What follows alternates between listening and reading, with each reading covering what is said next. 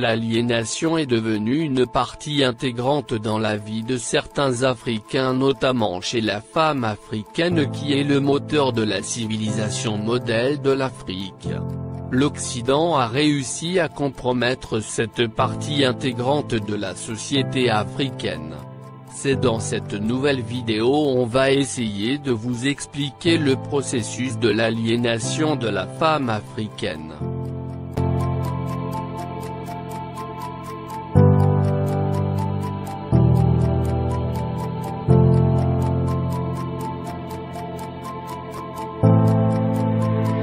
Les programmes éducatifs néocoloniaux apprennent à nos frères et sœurs à lire, écrire, compter certes, mais ce sont également des usines à aliénation qui programment l'esprit des Africains à penser d'une manière qui n'est pas en harmonie avec leur environnement ni avec leur civilisation, dans le sens où la culture africaine est très peu valorisée. Les grands combattants anticolonialistes et le passé glorieux des empires et des royaumes africains est passé sous silence.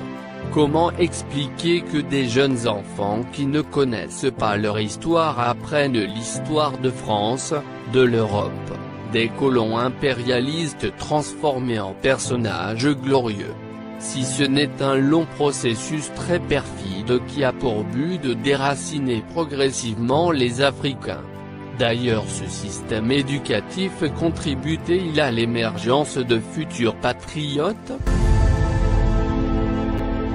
Des séries ou films qui n'ont aucune valeur morale et éducative envers nos enfants occupent les programmes des chaînes de télévision privées ou publiques depuis quelques années. Ainsi, à bas âge, le petit marmot est amené à forger en filigrane une identité à caractère oisif, naïf et de mœurs légères contraires aux recommandations de Dieu. Lorsqu'il devient grand, il est fainéant, vulgaire ou sanguinaire. Ainsi, ces fameuses séries de mauvaise qualité, très souvent en provenance d'Amérique latine, d'Inde et les États-Unis d'Amérique, ont pour but de continuer le long processus d'aliénation et de mauvais mœurs destinés à être inculqués aux Africains. Tenues vestimentaires très légères, adultères, valeurs décadentes, tout y est. Et nous voyons les résultats catastrophiques et les conséquences désastreuses sur bon nombre de femmes africaines. Complexe d'infériorité, désamour de soi-même, elles veulent à tout prix ressembler aux femmes qu'elles voient dans ces séries. Le phénomène de dépigmentation de la peau, selon une étude de Afrique-Prix, est apparu en Afrique à la fin des années 60. L'éclaircissement de la peau par différents procédés est pratiqué dans plusieurs régions d'Afrique, mais les principaux pays touchés par ce phénomène sont le Togo, le Sénégal, le Mali, le Congo, où beaucoup d'hommes s'éclaircissent la peau également, et l'Afrique du Sud.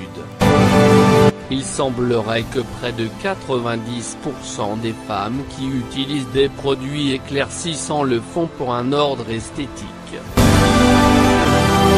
Les chaînes de télévision locales, les séries africaines font désormais elles aussi l'apologie des tissages, fossiles et des cheveux longs comme les blancs, de l'adultère, de la culture occidentale et de l'homosexualité. Donc bon nombre d'Africaines par complexe d'infériorité ou pour être à la mode portent des perruques et tout vêtements occidentaux légers et inappropriés à notre civilisation africaine.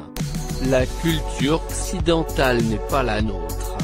Par contre, soyons capables de contrer le diable et réhabiliter cette civilisation qui part en lambeaux, afin de rendre un grand service aux progénitures à venir. Depuis fort longtemps, l'impérialisme nous a subtilement appris à aimer tout le monde à l'exception de nous-mêmes. Pourtant, les cheveux crépus sont très jolis et chaque peuple a des caractéristiques qui les définissent. Mais aujourd'hui, nous pouvons voir bon nombre de femmes africaines mettre des faux cheveux venus d'Asie au lieu de s'assumer au naturel. Tous ces systèmes et stratégies visent à rendre ces êtres complexes et manipulables, donc forcément plus corruptibles, et perpétuer la colonisation mentale dans les esprits africains, ainsi que la mainmise sur les richesses innombrables dont regorge le continent africain. Nous devons réapprendre à nous aimer nous-mêmes, à être fiers de ce que nous sommes au lieu de vouloir ressembler aux autres et commettre des actes qui nous dénaturent. Nous approchons à la fin de la vidéo. Nous espérons que vous avez compris que l'aliénation de la femme africaine est basée sur un système éducatif, audiovisuel et vestimentaire qui met en silence la culture africaine. Et je crois que le mal que l'occupant nous a fait n'est pas encore guéri. Voilà le fond du problème. L'aliénation culturelle finit par être partie intégrante de notre substance, de notre âme. Et quand on croit s'en être débarrassé, on ne l'a pas encore fait complètement. N'oubliez pas de vous abonner et d'activer la cloche, c'est très important pour recevoir des vidéos en temps réel. Portez-vous bien et restez connectés d'ici là.